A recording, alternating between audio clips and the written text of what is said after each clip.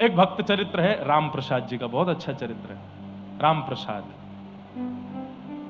इनके जो पिताजी थे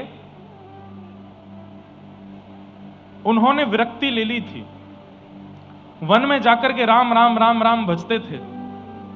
एक दिन राघव जी प्रकट हो गए और राम जी प्रकट होकर के बोले, दो शब्द बोलेंगे तुमको मानना पड़ेगा। तो राम प्रसाद के पिताजी बोले, भगवान आप मेरे सामने आ गए और मैं क्या मांगूं? बोले, लेकिन हम कुछ चाहते हैं वो तुमको करना पड़ेगा। तो राम प्रसाद जी बोले, आज्ञा करो। राम प्रसाद जी के पिताजी बोले, आज्ञा करो। तो राम जी बोले, विवाह कर लो। तो ये तो बड़े व्याकुल हो गए, बोले कि मैं सब छोड़ छाड़ करके इनकी शरण में आया और ये कह रहे हैं ब्याह कर लो। और ठाकुर जी अंतर ध्यान हो गए। अब वो जो विरक्त हुए थे बेचारे वापस घर आ गए, तो गांव के लोगों ने बड़ी हंसी उड़ाई, बोले बनी आए सन्यासी, हो गई श्रद्धा पूरी। अब वो दुनिया को कैसे बताएं कि ठाकुर जी बोले कि वापस घर जाओ ब्याह करो। अब तो इतनी उनकी हंसी उड़ने लगी, वो जब सुबह सुबह सब्जी मंडी जाते लोग बात कहते, अरे आप तो सन्यासी हो, भूखे पेट रह लो, अभ्यास हो गया होगा, याद आ गई आलू के पराठों की, आ गए लौट के। बोले, ये तो मैं घर लौट के आया हूं तो इतने विवाद हो रहे हैं, मैं ब्याह करूंगा तो क्या होगा। 1 साल 2 साल निकल गए, राम जी की आज्ञा उनको रोज स्वप्न में आती, विवाह करो। और कैसे करूं? अब विवाह तो तब किया जाए जब कोई संबंध लेके आवे। अब संबंध वाले सब यूं सोचते हैं इसका कोई पता तो है नहीं, कभी विरक्त हो जाता है, लौट के घर आ गया, इससे ब्याह करना भी चाहिए कि नहीं। तो बेचारे ढीठ बन करके, थोड़े बेशरम से बन के खुद ही चले गए। 1-2 ब्राह्मणों के यहाँ गए, ब्राह्मणों ने स्वागत किया, आओ आओ आओ बैठो, क्या आप दूध पियोगे? बोले जी। कैसे आना हुआ? आपके घर में लाली है। बोले मतलब आपकी पुत्री है? बोले हाँ है। तो ब्याह हो गया? बोले नहीं। तो करना है आपको? बोले हाँ करेंगे। कोई है लड़का तुम्हारी नजर में? हम कैसे हैं, हमसे ही कर दो। तो हंसने लगते, अरे भाई तुम कैसी बात करते हो, तुम तो बाबा जी बन गए थे। बोले अब नहीं है बाबा जी, अब लौट के आ गए। बोले भाई तेरा कोई भरोसा नहीं है, तू पूरे गांव को छोड़ के गया था भजन करने के लिए, वापस लौट के आ गया।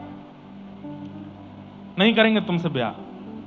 1 घर 2 घर 2-4 बार मना ही हो गए। तो राम जी से कहते, राम जी कहां पचड़े में डाल दिया, मुझे खुद जाना पड़ता है मांगने के लिए कि भाई मेरे से ब्याह करा दो बेटी का। एक बार, अब बताने वाली बात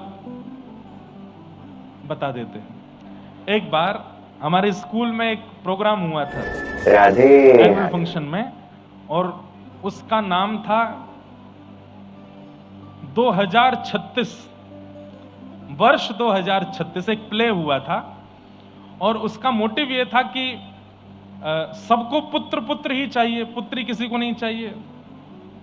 तो एक समय आने पर 2036 में यह हाल हो जाएगा, इतने लड़के हो जाएंगे पूरे दुनिया में कि ब्याह करने वो लड़कियां नहीं होंगी। तो फिर जैसे मदारी बंदर को लेकर के घूमता है डमरू बजाता हुआ, उसको नचाते हुए, ऐसे ही माता पिता अपना लड़का लेके घूमा करेंगे। और गली मोहल्ले में जैसे आलू ले लो, करेला ले लो, टमाटर ले लो, ऐसे वो सब्जी वाले भैया चलते हैं। तो उसका ऐसा प्ले बनाया था कि 2036 में माता पिता अपने बेटाओं को लेके घूमा करेंगे, और कहीं कहीं तो लड़ाई हो जाया करेगी, इसका अच्छा नहीं, मेरा वाला बहुत अच्छा है, ये इससे ब्याह करा दो, क्योंकि लड़कियों की संख्या इतनी कम हो जाएगी। तो उसमें माता पिता का लड़का मैं बना था, तो मेरा ऐसा रोल था, मुझे लेके मंच पे घूमते थे, लड़का ले लो लड़का, सुंदर सुशील गुणवान लड़का ले लो। तो याद आया आज। फिर उसके बाद लड़की वाले आते थे, फिर उनकी लड़की आती थी निकल के, बोले क्या आता है तुम्हारे लड़के को? सब आता है इसको, आप जो कहोगे सब आता है, करके दिखा। तो फिर मैं कभी पोंछा बर्तन करके दिखा दूं। बोले नाचना आता है कि नहीं? वो नाचना भी आता, नाच के दिखा दिया। उसके बाद में वो रिजेक्ट कर देते थे। फिर दूसरे लड़के वाले आ गए, तो दूसरे लड़के वालों से हम लड़ते थे, अरे हमारा वाला ज्यादा बढ़िया। जैसे सब्जी वाले कभी कभी, हमारे टमाटर ज्यादा बढ़िया हैं, ये देसी हैं, ये इतने स्वाद हैं, ये ऐसे हैं, इसके सड़े हैं। तो ऐसा एक प्ले हुआ था। तो आज इनका चरित्र में भी वही लग रहा है। बेचारे इनके, चलो मेरे साथ तो जो प्ले हुआ था उसमें माता पिता थे, इनके तो कोई भी नहीं थे, ये खुद ही जा रहे थे और रोज रात में आके रोते, हे राम जी कहां मुझे डाल दिया, मुझसे कहते हो विवाह कर लो, मैं खुद जाना पड़ता है मुझे अपने संबंधों के लिए। तो राम जी एक दिन स्वप्न में आए, बोले कल तुम जहां जाओगे वहां तुम्हारा विवाह हो जाएगा। और अगले दिन एक घर में गए और वही जाके बोले आपकी बेटी है? बोले हाँ, हमसे ब्याह कर दो। तो पहले तो वहां पर भी थोड़ी बात उटपटांग हुई, लेकिन बाद में फिर उनका ब्याह हो गया। ब्याह होने के बाद जो इनकी संतान हुई उनका नाम इन्होंने रखा राम प्रसाद, क्योंकि राम जी की कृपा से हुई। जयपुर में रहते थे, गोविंद देव जी का मंदिर बगल में था। तो राम प्रसाद जो बालक था वो रोज गोविंद देव जी के मंदिर छोटी अवस्था में जाता और गुसाइयों के बालकों के साथ, वहां जो पुजारी जी थे उनके बालकों से खेलता था। तो तब मंदिर में इतने दर्शनार्थी तो आते नहीं थे, बाहर का प्रांगण जो दर्शन का है वहीं पर राम प्रसाद और सेवायत गुसाई जी के दो बालक, राम प्रसाद की उम्र के ही थे, उनके साथ वो खेलता था। खेलते खेलते कभी कभी नजर पड़ती गोविंद देव जी पर, तो गोविंद देव जी को देख करके बोलता तुम क्यों खड़े रहते हो, तुम भी आ जाओ, आ जाओ खेलो हमारे साथ। ऐसे गोविंद देव जी को बुलाते।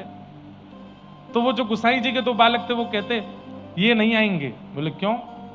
अरे हम कब कितनी बार इनको बुला चुके, ये आते नहीं, भीतर ही खड़े रहते हैं, चंदन फोटा इत्र लगा करके पूरे दिन ऐसे ही खड़े रहते हैं। तो राम प्रसाद जी को ऐसा लगता था ये लाडला बालक है, जैसे लाडले बालक होते हैं ना, उनकी माताएं तैयार करके घर में ही रखती हैं, बाहर नहीं जाने देती। ऐसे ही राम प्रसाद जी बोले लाडला बालक है। तो राम प्रसाद जी कभी कभी चिढ़ा चिढ़ा के खिलाते थे। देखो हमको तो गोटी खेलने में इतना आनंद आता है, हम तो ऐसे खेलते हैं, हम तो, तुम बैठे रहो भीतर ही। एक दिन वो गुसाई जी के जो दो बालक थे वो अपने नानी के घर चले गए और राम प्रसाद जी अपनी गोटी लेकर के आए और मंदिर में आके थोड़ी देर प्रतीक्षा करते रहे। जब गुसाई जी के बालक नहीं आए बहुत देर तक, तो उनसे ही बोले गोविंद देव जी से आप ही आ जाओ, आज तो वो दोनों भी नहीं आए खेलने, मेरा मन ही नहीं लग रहा है, अकेले कैसे खेलूं गोटी, आप आ जाओ ना मेरे साथ। अरे एक बार खेल के तो देखो, आपको नहीं अच्छा लगे कल से मत आना, एक बार आओ तो सही बाहर, देखो ऐसे खेलते हैं, ऐसे खेलते। अब थोड़ी देर खेलने के बाद फिर राम प्रसाद जी ने क्या किया, अब गोटी में कोई नियम होता है कि ये गोटियां हैं, इसको ऐसे मारना है।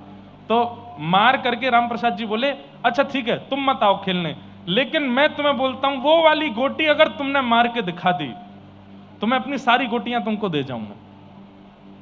अब जैसे ही ठाकुर जी को रोज इतना कहते, इतने शुद्ध पवित्र हृदय से छोटा सा बालक बुलाता है। एक पुजारी जी बैठे बैठे वहां सोते रहते थे और एक दरबान बाहर बैठा रहता था। ठाकुर जी ने दोनों के साथ में लीला करी। दरबान को तो बहुत तेज भूख लगी तो वो भागा भोजन करने, और जो पुजारी जी बैठे थे उनका पेट खराब हो गया तो वो चले गए शौचालय के लिए। यहाँ पुजारी जी गए, वहां दरबान गया, सब चले गए, अकेला राम प्रसाद खेल रहा था और ठाकुर जी से कह रहा आओ आओ ये मार के दिखाओ। इतने में ठाकुर जी बंसी तो रखी नीचे और अपना फेंटा कस के बोले हे राम प्रसाद आता हूं मैं, और गोविंद देव जी कूद के सामने आ गए।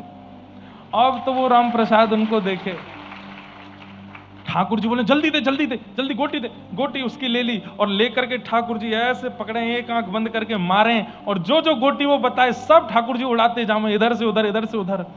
और राम प्रसाद के तुम इतना अच्छा खेलते हो फिर खेलने क्यों नहीं आते हमारे साथ, इतना बढ़िया तो खेलते हो। ठाकुर जी बोले बात मत बना, जल्दी कर, समय नहीं है मेरे पास। और दोनों खेलते रहे।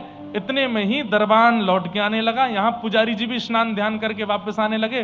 तो ठाकुर जी ने क्या किया, जल्दी से अपनी पीताम्बरी में सारी गोटियां समेट करके वो भर के गए और भीतर जाके फेंटा में बांध के खड़े हो गए। अब दूर वहां पे वो राम प्रसाद खड़ा है, अरे खुद तो गयो, मेरी गोटी और ले गो भीतर, मेरी गोटी चाहिए मेरी गोटी चाहिए। अब तो रोवे सो रोवे। पुजारी जी आए, हे राम प्रसाद क्यों रोता है, मेरी गोटी ले गया मेरी गोटी ले गया, इसके पास मेरी गोटी रखी है। बाहर से दरबान आ गया, इसको तो मैं बताता हूं, रोज आ जाता है यहाँ पे ऊधम मचाता है, क्यों रो रहा है, मैं नहीं आऊंगा कल से, मेरी गोटी लेके गया भीतर, इससे मेरी गोटी मांगो। पुजारी जी आदि बोले भग जाए यहां से, नहीं तो तेरे को बताएंगे अभी। बोले मैं चला जाऊंगा, पहले मेरी गोटी दिलवाओ इनसे। पुजारी जी बोले इन पे कहां है गोटी, कोई गोटी नहीं है। अरे इनकी गोटी वो फेंट है ना जहां पे बंसी रखते हैं, वहां देखो किनारे से बढ़ रही है, वो फेंटा खोल के देखो उसमें गोटी रखी है मेरी। पुजारी जी बोले तेरे कहने से फेंटा खोलूंगा मैं। राम प्रसाद बोले मैं जीवन में नहीं आऊंगा यहां खेलने, पर मेरी गोटी दे दो। ये तो बहुत बड़ा चोर है, वैसे खेलने नहीं आता था, आज मेरी गोटी लेके भाग गया। जब बहुत रोए तो पुजारी जी बोले ले अभी खोल के दिखाता हूं। जैसे ही फेंटा खोला, फेंटा खोलती सारी गोटियां नीचे अब तो पुजारी जी देखें और गोविंद देव जी को देखे, जय जय, सच में गोटी खेल के आए। राम प्रसाद जी तो रो रहे, मेरी गोटी दे दो, मैं नहीं आऊंगा कल से खेलने।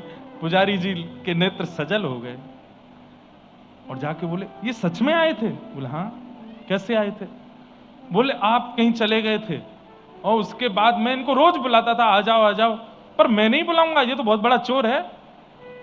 और इसने अपनी बंसी ऐसे रख के और जोर से छलांग मारी ऊपर से नीचे, और यहां ये गोटी उड़ा, ये गोटी उड़ा, ऐसे गोटियां उड़ा उड़ा के गया और आपके आने से पहले मेरी सबरी गोटी लेके भाग गया।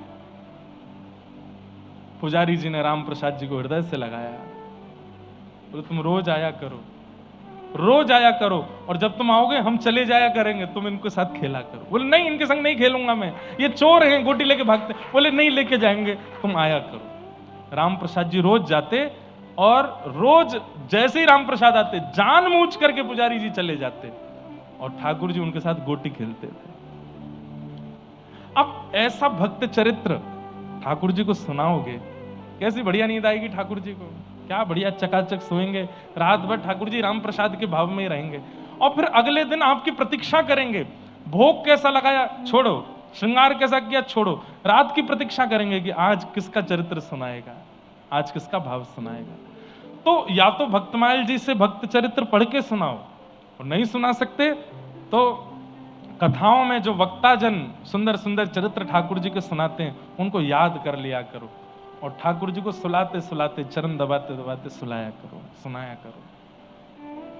ये उन लोगों के लिए नियम है जो नित्य तिलक लगाते हैं, नित्य कंठी पहनते हैं और नित्य एकादशी रखते हैं। जो ये 3 नियम नहीं करते वो अभी इसमें मत आना। वो पहले तिलक लगाना प्रारंभ करो, पहले एकादशी करना प्रारंभ करो, पहले कंठी पहनना प्रारंभ करो, पहले उस नियम में तो आओ जिससे देह का कल्याण हो, फिर उसके बाद भगवत रिझाने की आपको अनुमति मिलेगी। ठाकुर जी को रिझाओ।